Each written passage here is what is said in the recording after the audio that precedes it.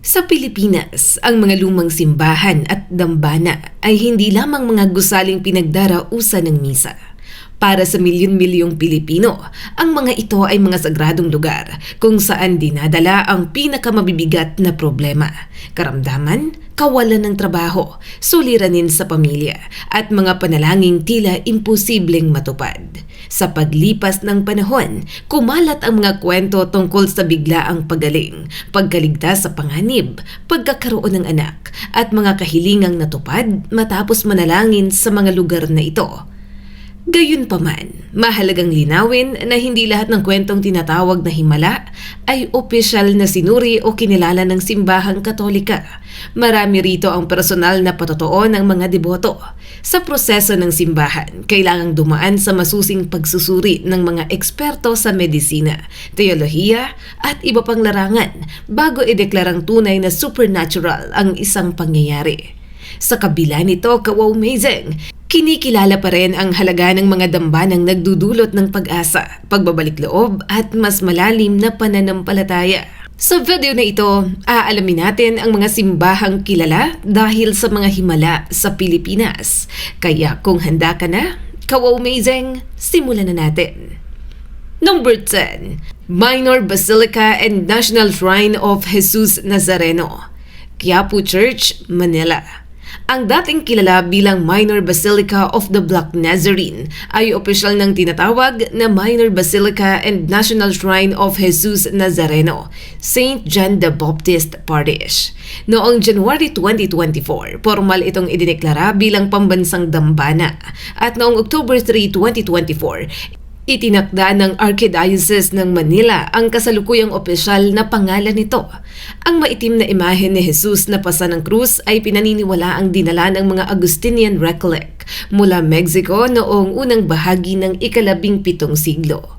Mula noon, ang Quiapo ay naging tahanan ng isa sa pinakamalalaking popular na debosyon sa Pilipinas. Bahagi ng kataniyagan ng Jesus Nazareno ay ang makasaysayang pangyayaring itinuturing ng mga deboto na tanda ng pag-iingat ng Diyos. Nasunog ang Quiapo Church noong 1791, ngunit hindi nawasak ang imahen. Noong 1863, matinding napinsala ng lindol ang simbahan, ngunit muling nakaligtas ang Nazareno. Maraming deboto rin ang nagkukwento ng paggaling sa karamdaman, pagkaligtas sa aksidente, pagkakaroon ng trabaho, at pagbangon mula sa matinding problema matapos mamanata, maglakad ng nakapaa o humawak sa lubid ng andas. Ang mga kwentong ito ay pangunahing mga personal na patotoo at hindi dapat ituring na garantiya ng pisikal na pagaling. Tuwing January 9, isinasagawa ang traslasyon, ang prosesyong nagpapagunita sa paglilipat ng imahen patungong Quiapo. Isang makasaysayang pangyayari ang Translasyon 2026 dahil tumagal ito ng humigit kumulang 30 oras at 50 minuto na iniulat bilang pinakamahabang traslasyon sa kasaysayan. Para sa mga deboto, ang tunay na himala ng Quiapo ay hindi lamang pagaling ng katawan, kundi ang lakas na magpatuloy habang pasan ang sariling krus sa buhay. Number 9. National Shrine of Our Mother of Perpetual Help, Baclaran Church, Parañaque. Ang Baclaran Church, kawaw-amazing, ay opisyal na National Shrine of Our Mother of Perpetual Help na pinangangasiwaan ng mga Redemptorist. Dinala ng mga Redemptorist sa Pilipinas ang debosyon sa ina ng laging saklolo noong 1906. Ngunit lalo itong lumaganap nang simulan ang Perpetual Novena matapos ang ikalawang digmaang pandaigdig. Noong 1948, nagsimula ang regular na nobena sa Baclaran at mabilis na dumami ang mga dumadalo, dahilan upang palakihin ang dating maliit na kapilya. Kalaunan, naging pambansang tradisyon ang pagpunta dito tuwing Miyerkules. Isa sa mga natatanging kaugalian sa Baclaran ang pagsulat ng petition letters at thanksgiving letters. Sa mga liham ng kahilingan, inilalagay ng mga deboto ang kanilang problema, pangarap at mga ipinagdarasal. Sa thanksgiving letters naman, ibinabahagi nila ang mga panalangin pinaniniwalaan nilang sinagot. Mula sa pagaling, pagpasa sa pagsusulit, pagkakaroon ng anak, pagkasundo ng pamilya, hanggang sa pagkakaroon ng trabaho. Daan-daang liham ang natatanggap ng dambana bawat linggo, kabilang ang mga ipinadadala ng mga Pilipino mula sa ibang bansa. Ang ilan sa mahalagang liham ng pasasalamat ay iniingatan bilang bahagi ng buhay na kasaysayan ng debosyon. Hanggang 2026, nananatiling buhay ang tradisyon ng Baclaran Day tuwing Miyerkules, habang maaari na ring magpadala ng intensyon at liham sa pamamagitan ng opisyal na online services ng dambana. Ngunit hindi lamang katuparan ng kahilingan ang mensahe ng Baclaran. Ang larawan ng ina ng laging saklolo ay nagpapaalala na ang Birheng Maria ay hindi kapalit ng Diyos, kundi isang inang namamagitan at gumagabay patungo kay Kristo. Para sa marami, ang pinakamalaking biyayang natatanggap dito ay ang kapayapaan at pag-asang may kasama silang humarap sa problema. Number 8. Monastery of the Holy Eucharist. Simala Shrine, Sibonga, Cebu. Matatagpuan sa mga burol ng Lindogon sa Sibonga, Cebu, ang Monastery of the Holy Eucharist, na mas kilala bilang Simala Shrine o Shrine of Our Lady of Lindogon. Itinatag noong 1998 ng Marian Monks of Eucharistic Adoration. Sa paglipas ng mga taon, lumawak ang simpleng monasteryo at naging tila napakalaking kastilyo na may matataas na tore, hagdanan, arko, kapilya at mga lugar para sa panalangin. Libo-libong peregrino ang nagmumula sa iba't ibang bahagi ng Visayas, Mindanao at Luzon upang makapila sa harap ng imahen ng mahal na birhen. Nakilala ang Simala dahil sa mga ulat na tila lumuha ang imahen ng Our Lady of Lindogon. Ang isa sa pinakakilalang tradisyon ay iniuugnay sa panahon ng paglaganap ng dengue noong 1998. Nang manalangin ang komunidad para sa proteksyon at pagaling, may iba pang ulat ng pagluha sa mga sumunod na taon, kabilang ang kontrobersyal na kwentong tila dugong luha ang nakita noong 2020. Gayunpaman, malinaw na sinabi ng tagapagsalita ng Archdiocese of Cebu na hindi pa opisyal na idinedeklarang himala ang mga pangyayaring ito at wala pang sapat na patunay o formal na investigasyong nagpapatunay sa supernatural na pinagmulan. Sa loob ng dambana ay makikita ang mga saklay, wheelchair, liham, litrato, diploma at iba pang bagay na inialay bilang pasasalamat ng mga deboto. Mayroon ding iba't ibang kulay ng kandila na sumasagisag sa partikular na intensyon gaya ng kalusugan, pamilya, trabaho, pag-ibig at kapayapaan. Ngunit pinapaalalahanan ang mga bumibisita na ang Simala ay hindi dapat tratuhing lugar para lamang humiling. Higit sa malakastilyong disenyo nito, ang pangunahing diwa ng monasteryo ay ang banal na Eucharistia, panalangin, pagsisisi at pagbabalik loob sa Diyos. Number 7. Parish and Shrine of St. Padre Pio, Santo Tomas, Batangas. Ang dambana ni San Padre Pio ay matatagpuan sa Barangay San Pedro, Santo Tomas City, Batangas. Itinatag ang parokya noong 2003 at kinikilala bilang unang parokya sa Pilipinas na nasa ilalim ng patronato ni San Padre Pio. Naging Archdiocesan Shrine ito noong 2008 at itinaas bilang National Shrine noong 2015. Nakatago rin dito ang mahalagang relics ni Padre Pio, isang Italian Capuchin priest na kilala sa kanyang malalim na pananalangin, paglilingkod sa mga may sakit at mga sugat na tinatawag na stigmata. Dinarayo ang dambana ng mga may karamdaman at ng mga pamilyang naghahanap ng espiritual na kapayapaan. Maraming deboto ang nagsusulat ng kahilingan, dumadalo sa misa, nagkukumpisal, nagsisindi ng kandila at nagdarasal sa harap ng mga relics. May mga patotoo ng pagaling at biglaang pagbabago ng buhay na iniuugnay sa pamamagitan ni Padre Pio. Gayunpaman, ang mensaheng palaging iniuugnay sa santo ay hindi ang paghabol sa pambihirang pangyayari, kundi ang simpleng paalala niyang manalangin, umasa at huwag hayaang lamunin ng pag-aalala ang pananampalataya. Isang napakahalagang update nito lamang 2026 ang pagkakaloob ng Holy See ng katayuang International Shrine sa Dambana.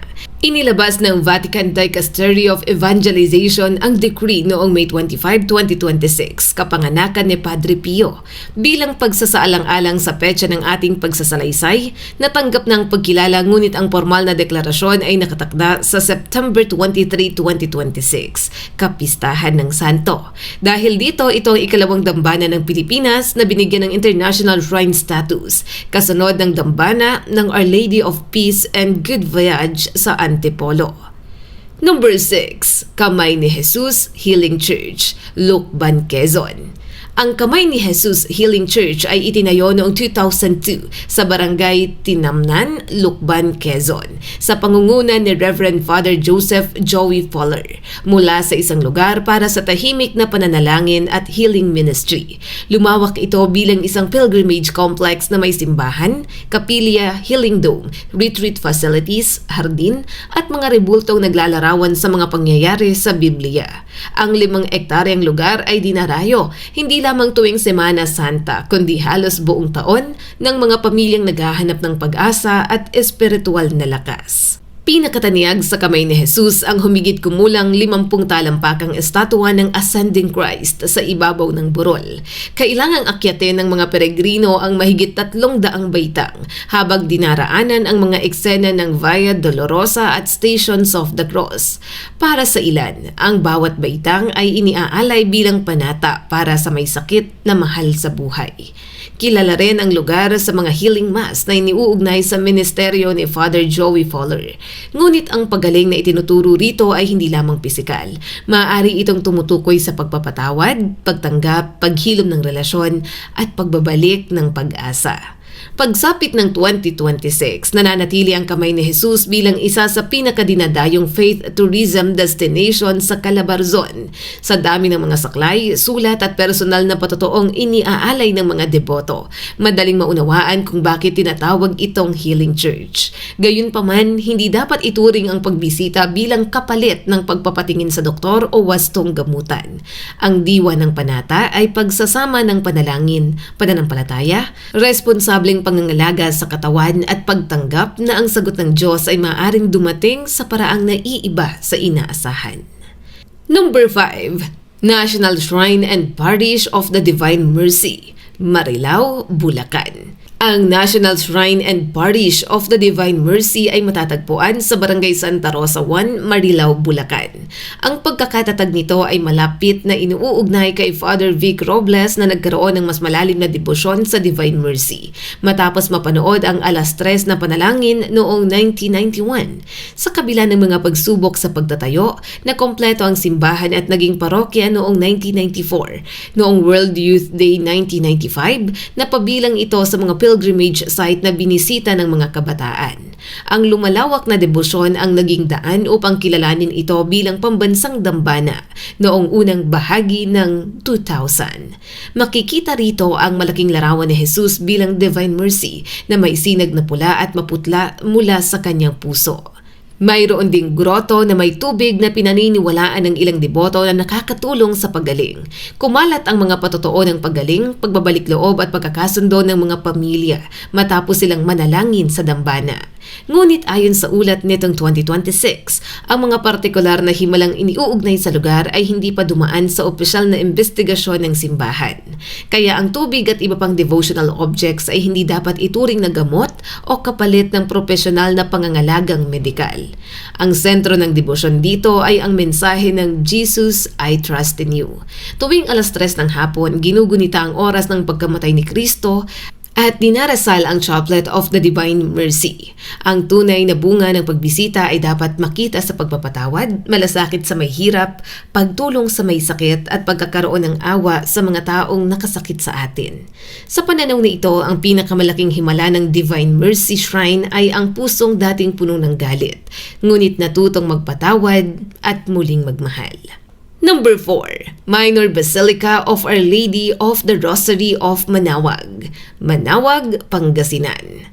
Tahanan ng imaheng magiliw na tinatawag na Apo Bakit. Ayon sa tradisyon, nagpakita ang mahal na birhen sa isang magsasaka sa ibabaw ng isang puno habang tangan ang batang Jesus.